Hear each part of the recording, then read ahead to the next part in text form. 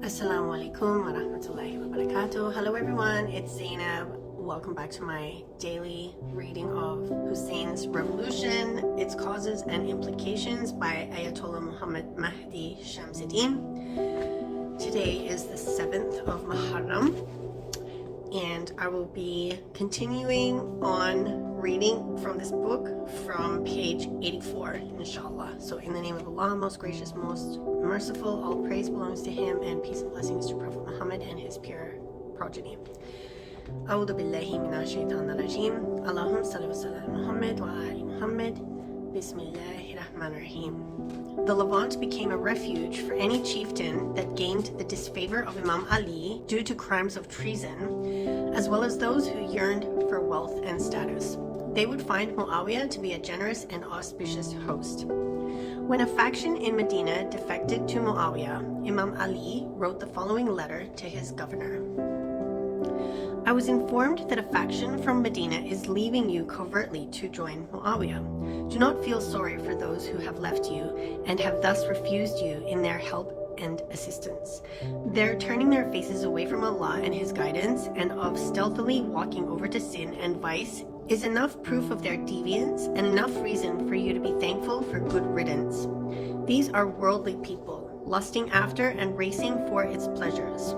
They have heard what equity and justice mean. They have seen a just and equitable rule. They have recognized the implications of these principles. They have fully realized that all are equal in the eyes of justice. They fled this and hurried towards favoritism, good riddance and damnation for them.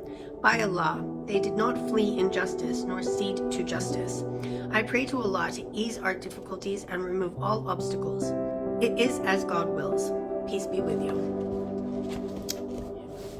Divide and conquer. Muawiyah would always find individuals willing to go this route in Iraq. He would use this to escape the direst of situations.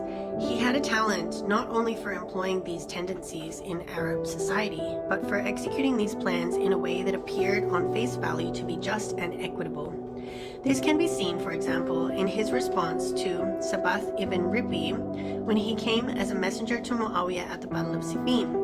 When Sabath cut off one of the other messengers to speak and criticize Muawiyah, Muawiyah's only response was, I realized the degree of your foolishness and impatience when you cut off this noble and honorable chief before he could speak. Thus, Muawiyah turned a simple, crude gesture into a cause for infighting in the other camp and a means to end negotiations. Another incident occurred when tensions began to surface in Yemen between the tribes of Kinda and Rabi'a. When Imam Ali took the caliphate, he removed al-Ash'ath ibn Qais al-Kindi and appointed instead Hussain ibn Makhduj, a man of the tribe of Rabi'a.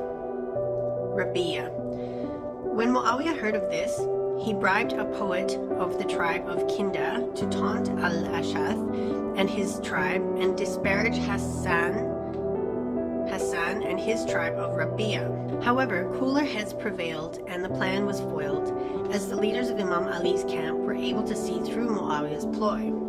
Muawiyah continued to employ deception to rekindle tribal tendencies, reawaken animosities between the tribes, and revive rivalries that were buried at the dawn of Islam. In the year 38 after Hijrah, Muawiyah sent Ibn al-Hadrami to Basra and directed him to ignite the flames of tribalism by agitating the memories of the Battle of the Camel and the assassination of Uthman. Muawiyah's directive was clear. Let your stay be with the tribe of Mudar. Beware of the tribe of Rabi'a. Court the tribe of Azd. Mourn Uthman ibn Affan. Remind them of the Battle of the Camel, where the army of Imam Ali defeated them. Promise whoever listens and obeys wealth that does not fade, and a legacy that will not be lost. Ibn al-Hadrami was, to some extent, successful in agitating animosity between tribes, and it is as if the flames that he agitated in Basra found its way to Kufa. The tribes of the two cities were closely related.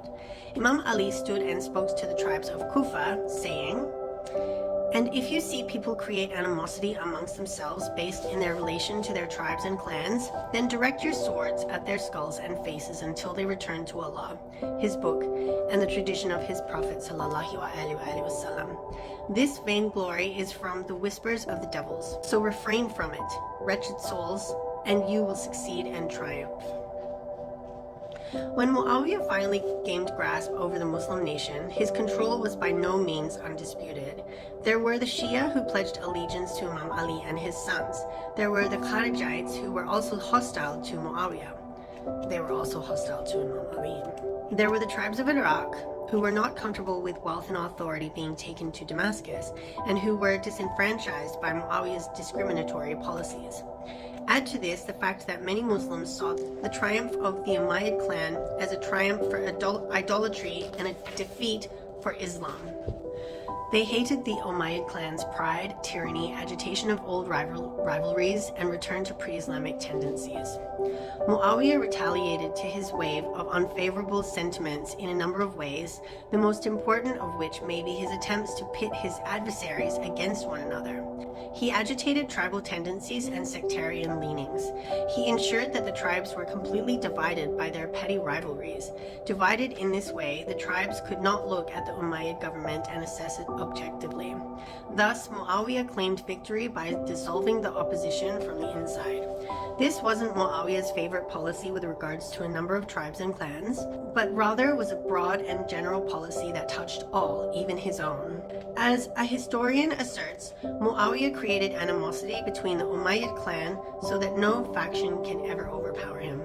If such was his attitude towards his own family, we cannot expect noble treatment for anyone else, especially as these tribes had common cause to stand against him. A researcher will not find it difficult to ascertain the truth of these attributions to Muawiyah, as history is full of evidence in this regard.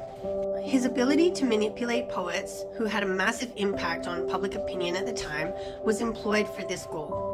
He would entice poets to sing tribal tales and agitate each tribe against the other as poets used to do before Islam.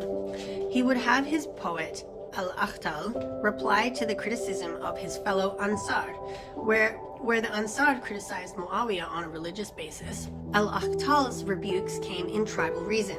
In one verse, he proclaimed, "Quraysh has taken virtue and majesty, while the Ansar kept blame under their turbans."